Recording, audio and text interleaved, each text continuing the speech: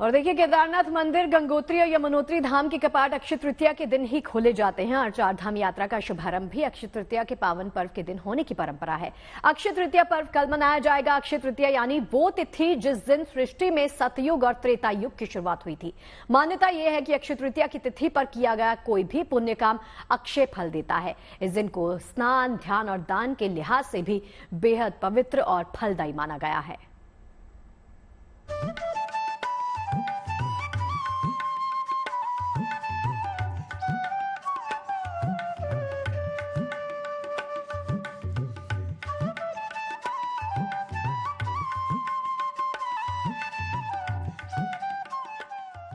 वो शुभ घड़ी, वो शुभ मुहूर्त और वो शुभ तिथि आ गई, जिसका इंतजार हर किसी को बड़ी बेसब्री से रहता है।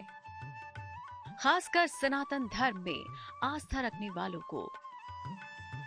किसी को नए बिजनेस की शुरुआत करनी होती है, किसी को शादी ब्याह, किसी को गृह प्रवेश, तो किसी को करनी होती है सोने के आभूषणों की खरीदारी। ये शुभ तिथि है अक्षय तृतीया, यानी जिसका क्षय न हो। अक्षय तृतीया को स्वयं सिद्ध मुहूर्त माना गया है। अक्षय तृतीया के दिन कोई भी नया मांगलिक कार्य करना बहुत शुभ होता है। मान्यता है कि अक्षय तृतीया का दिन इतना शुभ होता है कि इस दिन जिस भी काम को शुरू किया जाए उसमें सफलता मिलने की पूरी गारंटी होती है। देखिए, अक्षय तृतीया पर सूर्य और चंद्रमा अपनी उच्च राशि में मौजूद होते हैं। इसीलिए अक्षय तृतीया पर ऐसा माना जाता है कि जो कार्य आप करते हैं उसका फल अक्षय होता है, उसका फल कभी नष्ट नहीं होता। इसीलिए अक्षय तृतीया पर पुण्य कार्य करना, शुभ कार्य करना ज्यादा बेहतर होता है। इस साल अक्षय तृतीया का त्योहार 10 मई यानी शुक्रवार को सुबह 4:17 से शुरू होगा और समापन 11 मई को सुबह 2:50 पर होगा। उदया तिथि के चलते अक्षय तृतीया 10 मई को मनाई जाएगी।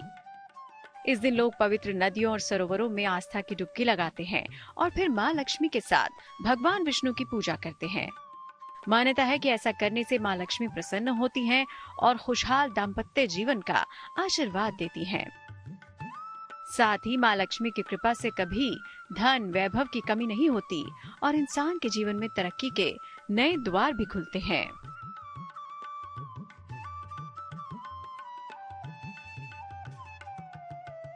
अक्षय तृतीया पर पूजा पाठ के साथ साथ दान पुण्य का भी खास महत्व है।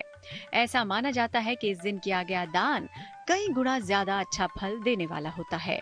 ये दान न केवल समस्त मनोकामनाओं की पूर्ति करता है, बल्कि इसका फल भक्तों को कई जन्मों तक मिलता है। अक्षय तृतीया पर आप कीमती वस्तुओं की खरीदारी कर सकते हैं ताकि धन अक्षय बना रहे। अक्षय तृतीया पर निर्धनों को दान जरूर करना चाहिए। अन्न का, वस्त्र का, जल का, कीमती धातुओं का, ताकि दान का पुण्य अक्षय बना रहे। इतना ही नहीं, अक्षय तृतीया का धार्मिक रूप से बड़ा महत्व भी है। इसे लेकर कई मान्यताएं हैं। पौराणिक कथाओं के मुताबिक वैशाख मास की शुक्ल तृतीया को ब्रह्मदेव के पुत्र अक्षय कुमार की उत्पत्ति हुई थी। इसीलिए इस तिथि को अक्षय तृतीया कहते हैं। सनातन धर्म में महाभारत को 5वें वेद के रूप में माना जाता है। महर्षि वेदव्यास ने अक्षय तृतीया के दिन से ही महाभारत लिखना शुरू किया था। महाभारत में ही श्रीमद् भागवत गीता समाहित है और अक्षय तृतीया के दिन गीता के 18वें अध्याय का पाठ करना शुभ माना जाता है।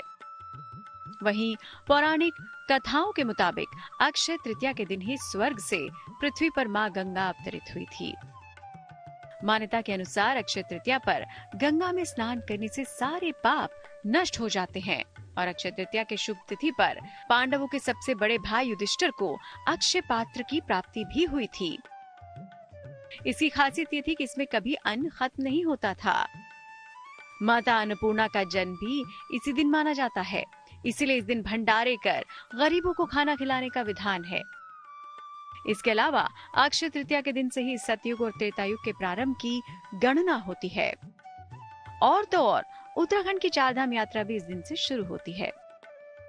इसीलिए कहा जाता है कि वैशाख के समान कोई महीना नहीं, सतयुग के समान कोई युग नहीं, वेद के समान कोई शास्त्र नहीं है और गंगा जी के समान कोई तीर्थ नहीं है। उसी तरह अक्षय तृतीया के समान कोई दूसरी तिथि नहीं है। Bureau report, good news today.